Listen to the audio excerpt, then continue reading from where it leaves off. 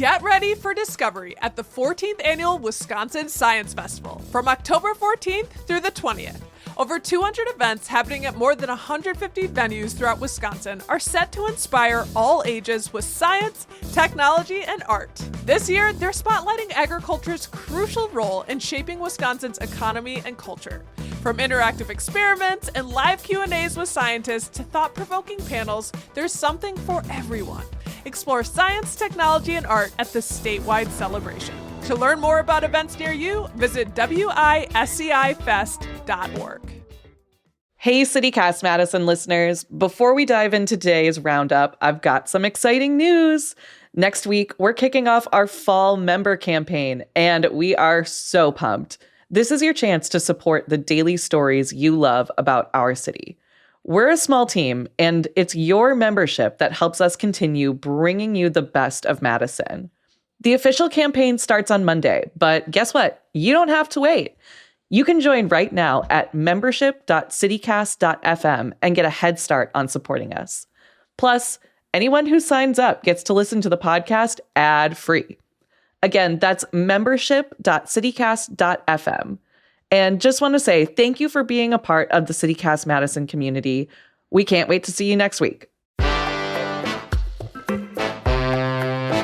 Today on CityCast Madison. It's the Friday News Roundup. I'm executive producer Hayley Sperling, and this week I'm joined by Madison Minute's newsletter editor, Rob Thomas. Camp Randall will break a nearly 30-year concert drought in 2025. The Madison Public Library has received a multi-million-dollar grant to help build the Imagination Center at Rindale Park. And out with the old and in with the new, there's some shakeups to Madison's restaurant scene. It's Friday, October 11th, and here's what Madison's talking about.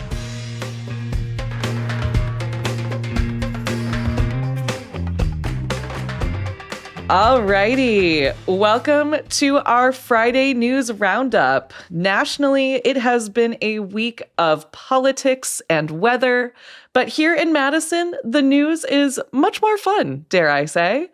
Joining me today is our newsletter editor, Rob Thomas. Rob, how are you doing? I'm fantastic, Hayley. Good to be here. Yes, and you're kicking us off today with some news that is truly out of this world. Yes, we have big news on the Madison live music scene, and I mean like big, like lots of people big.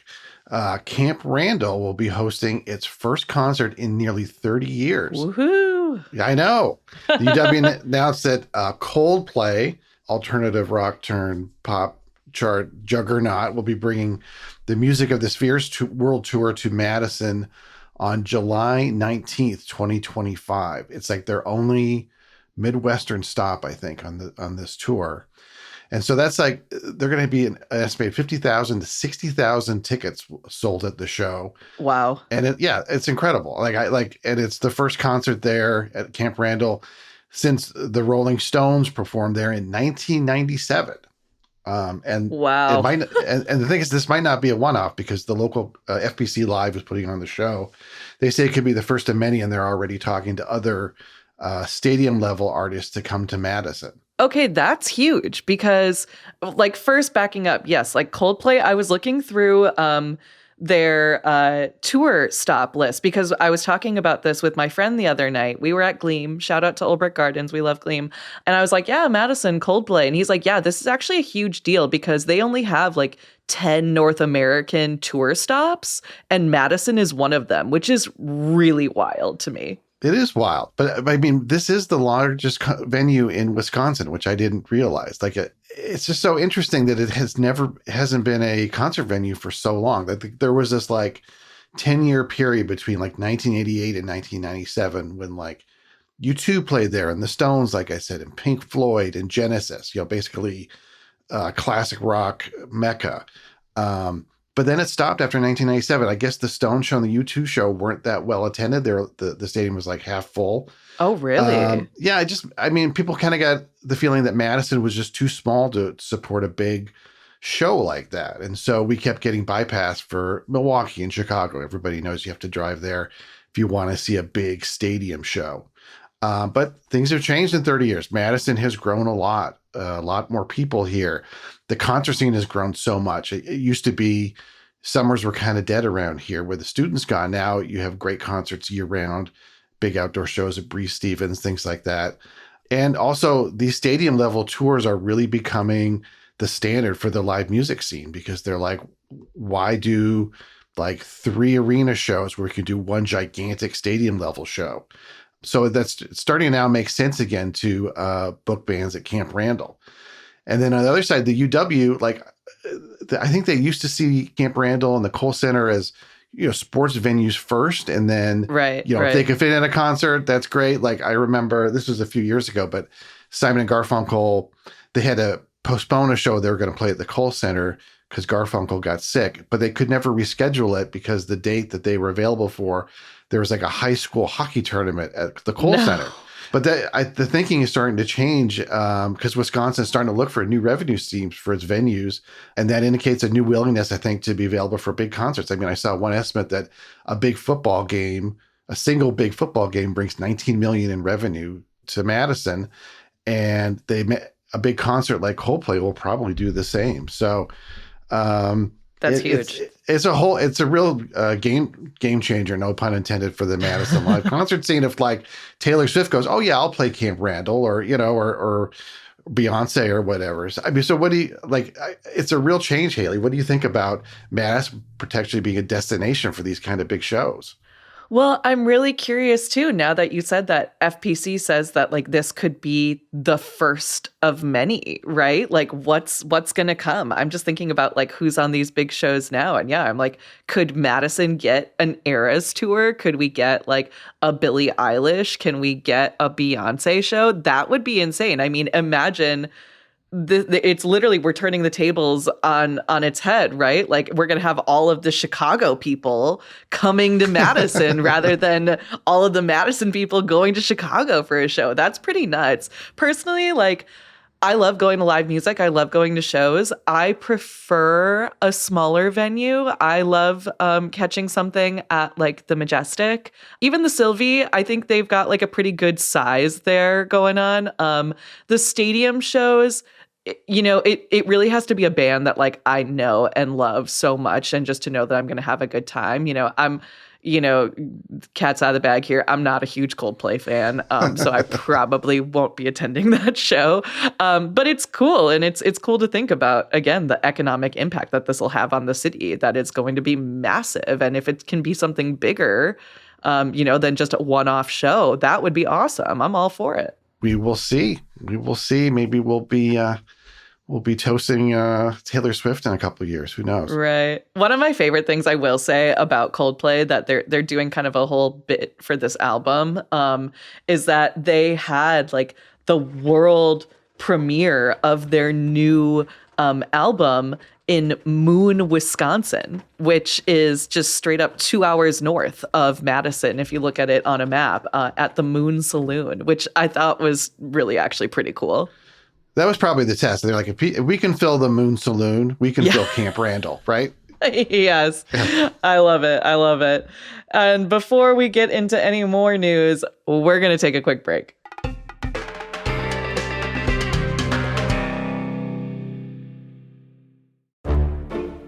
Y'all, it's time to ball. Madison Symphony Orchestra After Dark is a post-concert social event at the Overture Center, and there's one right around the corner. It's geared towards younger audiences, but this event isn't for the little ones. We're talking ages 21 and up. The iteration of the event is a Halloween masquerade ball that follows a spooky Visions concert on Friday, October 18th. The concert will feature a guest conductor, a guest violin soloist, and Berlioz's Symphonie Fantastique. Again, spooky story behind that.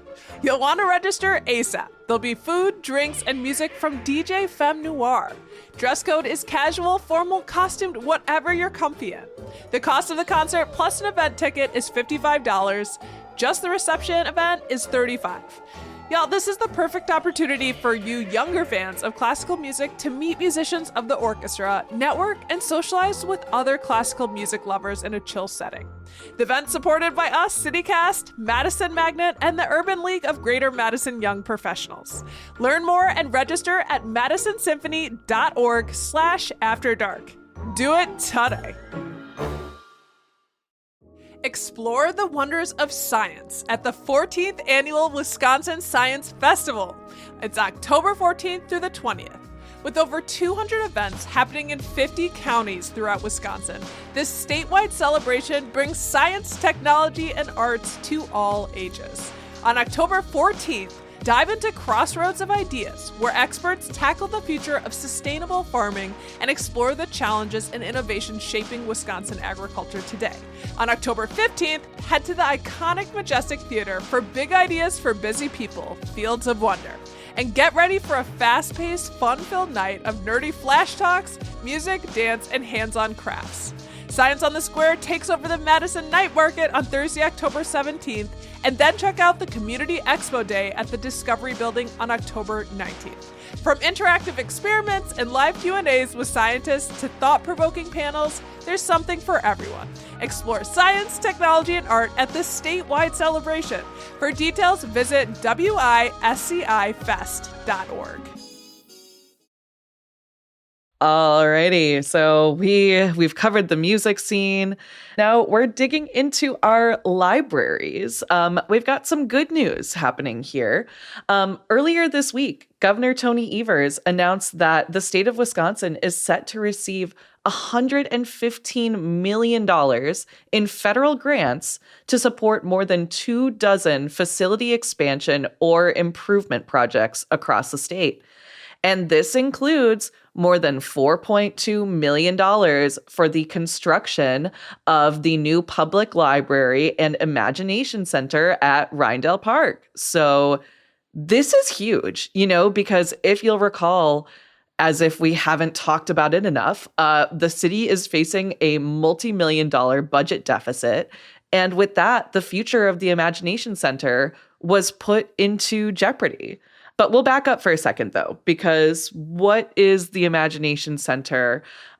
We actually talked about it back in August on the podcast. We had Alder Sabrina Madison on the show to tell us all about it. And of course, we'll put a link to that in our show notes, and definitely check it out because it is a really great conversation. But the Imagination Center is meant to be a community center and a library located off of East Washington Avenue at Portage Road, and it would help connect library and city services to the northeast side of Madison. And for context, Sabrina Madison, she called this space a, quote, lifeline for folks in the area because they don't have a library or a community center. She called the area a, quote, resource desert. And despite the fact that Madison, we're growing rapidly, this part of the city specifically is growing very rapidly. And there aren't enough resources to support the people out there. For someone to get to a library, it could be a 45-minute bus ride, which is just kind of insane to think about. So we all know how critical that libraries are to our communities. It's far more than just books. They can be a safe haven for kids and adults alike. And this center has been in the works for many, many years. But again, like I said, the whole project was called into question over the city's budget issues. So now this big announcement is huge. And to be clear, the $4 million won't cover the entire cost of the facility, of course. The full price tag for the center, as it currently stands, because we know these things change, sits at about $18.6 million. But this is a massive first step to operationalizing the center and getting it on track for construction. So it's exciting news. Rob, I know you're a fan of the library. Absolutely. Yeah, I've had my library card since I was a kid. And this is just fantastic news. And like you say, once some money is put towards a project like that, hopefully it gets the ball rolling and everybody else starts stepping up. The referendum next month will be, of course, a big question mark about a lot of it. But sometimes you need somebody to go first, and that's a big step. Yeah, exactly. And yeah, like you mentioned, there are still a lot of unanswered questions here, mostly surrounding funding. But of course, we won't have a full picture of what that looks like until after the election, when Madisonians vote on the $22 million property tax referendum this November. But again, I'm glad that we're having this conversation because we just need to talk about what our city's priorities are and who gets to decide those priorities. And, at a certain level, yes, it's the city officials, but those city officials need to hear from their constituents like you and like me and like the listeners of this show to tell them what is actually important. And, Sabrina Madison has really been fighting for this community center for a long time. And I just remember she was like going to have, a community meeting about the future of the Imagination Center. And there was nowhere for her to actually hold the meeting. Like, there you go. It had to be done outside, at Randall Park. And then the weather was bad and they had to move things around. Like, it just, I think, really underscores the need for this space in this area of Madison. Again, like, this is a rapidly growing area of the city. It's so important that we have the services because there are a lot of folks out there who could really take advantage of the services that the library offers here. Yeah, absolutely. And just a place to connect the community for people to come together and like you say, so they have to have their meetings outside. So we'll definitely keep an eye on that. And speaking of places where we connect with our community, we're talking about food. We're talking about restaurants next.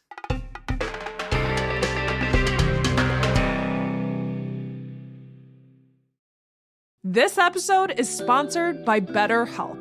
October is the season for wearing masks and costumes, but some of us feel like we wear a mask and hide more often than we want to.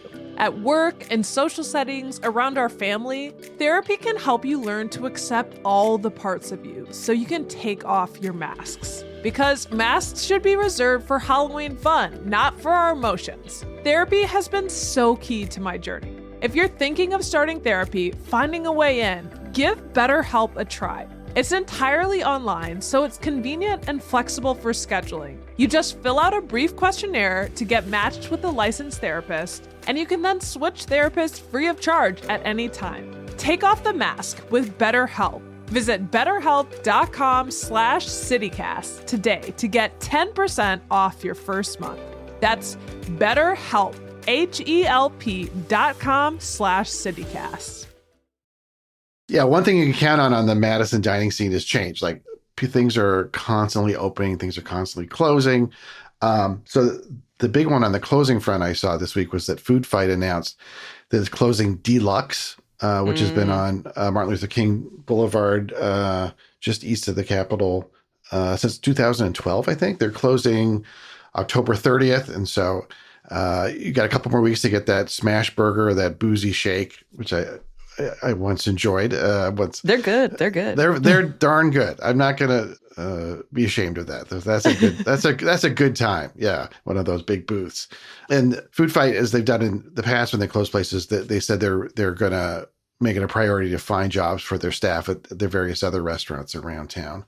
And then recently I reported in the newsletter that Dubai restaurant was closing on State Street, and they've already got, it sounds like, a new tenant to move in mid-December.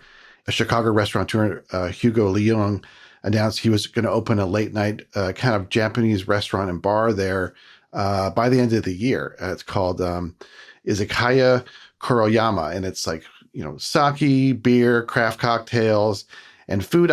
He owns a couple of restaurants in Chicago, like one in Wicker Park, that I was kind of looking at the menu. It looked really fun, like kind of fun, cool.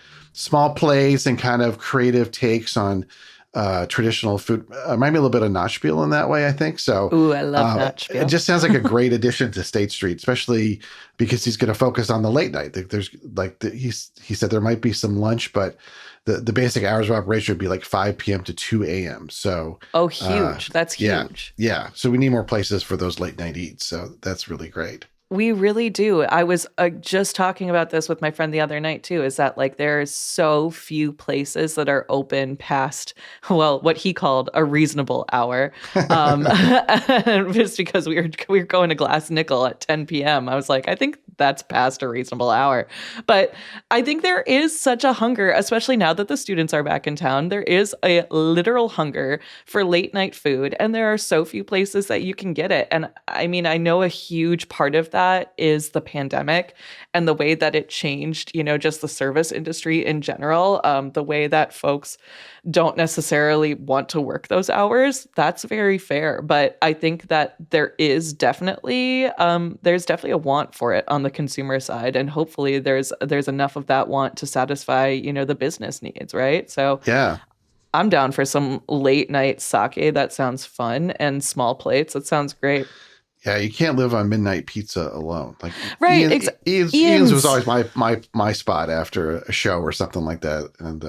And they've got a corner on the market, like literally because they're the only place that's open. I will say, I mean, Notchbeal serves dinner late. There are a few places that serve dinner late.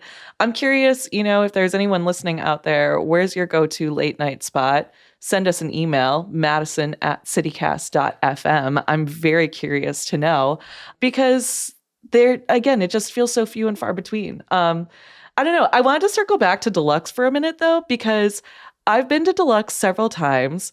And it was inside, I'm not going to lie, I never really understood like the decor. And like I never really understood the vibe. What I was looking at did not match what was being served, Like it had this sort of like retro but also kind of futuristic vibe and the cool lights and these images and whatnot. But then they're serving burgers. And I was just kind of like, I'm confused here. So I don't know.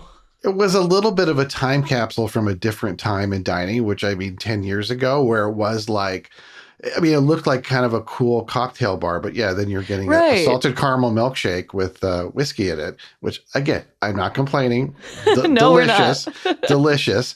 And I don't know what the reason is for why they're starting to close, but it did, it always did feel to me like I hadn't been there in a while. But it felt to me like kind of a relic from that time when smash burgers were all the rage. Yeah. And boozy shakes were a novelty, quite frankly. And so I'll be interested to see what goes into that spot. I don't know if Food Fight will be holding on to it. I think they didn't want to renew the lease, so they're not. Yeah. Hopefully someone new will move in. There's a lot of new exciting things happening going on. Another new and exciting opening that we've been waiting for is that of public parking. And we're not talking about a garage here. We're talking about the new craft cocktail bar over on East Johnson. This spot, I'm super excited about it just because I hang out in that area a lot. And we're always looking for new places to drink. But this spot comes from industry vet J.R. Mocanu and Red/Jackknife owner Jack Yip. And depending on how long you've lived in Madison, you might know JR from his time spent behind the bar at Merchant, or more recently at Robin Room. So he's shaken up some real fun and creative and inventive craft cocktails. Another exciting thing about public parking is that they plan to be open from 4 p.m. to 2 a.m. every day, which is quite refreshing considering that many places in Madison, especially bars and restaurants, are closed on Mondays. I always find myself wanting something on a Monday and then just knowing I can't have it. And it just kills me. So I'm excited that they're kind of setting that standard there. And it looks like a really cool place. The Cap Times just went there. They took some photos. And yeah, I don't know. Are you excited for public parking, Rob? Yeah. I'm not as close to it as you are, but I saw the photos on the Cap Times. It looks like a beautiful place. Yeah. I really like, there's some very clever names for cocktails on the menu. Like JR seems to have a real sense of humor about it. Like, yeah, there was a tiki cocktail called "We Met on Ashley Madison." Oh no! I don't know. And then there's another one that I think was for fans of Titanic, which was called "Rose Lied About Never Letting Go." I love that. I love it. I don't know if I agree with that necessarily. It's more complicated than that, but like JR has been like on the ground floor of the craft cocktail scene in Madison, right? Like I think he's been involved in like, this might be his 8th bar, even though it's the first one he actually owned. And so like, you've got a lot of creativity and a lot of experience behind the bar when they're creating these cocktails. They've been posting some of them on Instagram. They look so gorgeous. So I'm really excited about it. Yeah, exactly. He left Madison a while ago and moved down to Texas. He spent 9 years in Texas opening bars and working as a consultant down there. And he actually was named a Thrillist Austin Bartender of the Year while working down there. So that's, he's got the chops, right? So it's exciting. And I'm excited to see. I love when industry workers become, industry owners and Absolutely. like professionals, because they're the people that know how to take care of their people and know what the consumer and like what your guests want. Give the people what they want. That's for sure. Well, I'm glad he came back to town because this place sounds fantastic. Exactly. We're giving the people what they want. And hopefully we give the people of Madison what they want every day through our newsletters and podcasts. So just one more time before we go, I wanted to give y'all a quick reminder that our fall membership campaign starts next week. Rob, are you excited about this campaign? Oh, I'm so excited because it's so great to connect with, well, first of all, to thank our existing members. Yes. Like we can't do this without them. And secondly, to reach new people. And we know we have people who love the podcast and read the newsletter every day. And it's such a great way to support us. And, we're just a little 4-member team here in Madison. And it's a great way to support us and show us that we're doing something you love that keeps you connected to Madison. So, I'm pumped. I truly couldn't have said it better myself. I'm so excited. And again, you can sign up right now at membership.citycast.fm. And with that, you'll get access to our ad-free shows. So you don't have to listen to any more ads in the podcast, which is actually kind of nice, though we do love our local advertisers too, because everything we do is so local. And again, really at the end of the day, being a member helps us keep bringing you great local stories every day. And one more time, you can become a member by heading to membership.citycast.fm. And Rob, thank you so much for rounding up the news with me this week. It has been a pleasure. Yeah, this was a fun one. Thanks, Hayley.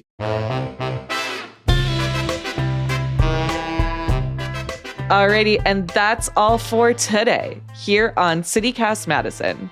I'm executive producer Hayley Sperling. Bianca Martin is your host. We're produced by Phil Serkis and Lizzie Goldsmith. Our theme music is by Carl Christensen. Rob Thomas is our newsletter editor. You can get more news delivered right to your inbox by subscribing to Madison Minutes. And if you enjoyed today's show, why not share this podcast with someone who loves Coldplay? And just to note, we'll be off on Monday for the holiday, but we'll be back here Tuesday morning with more stories from around the city. See ya!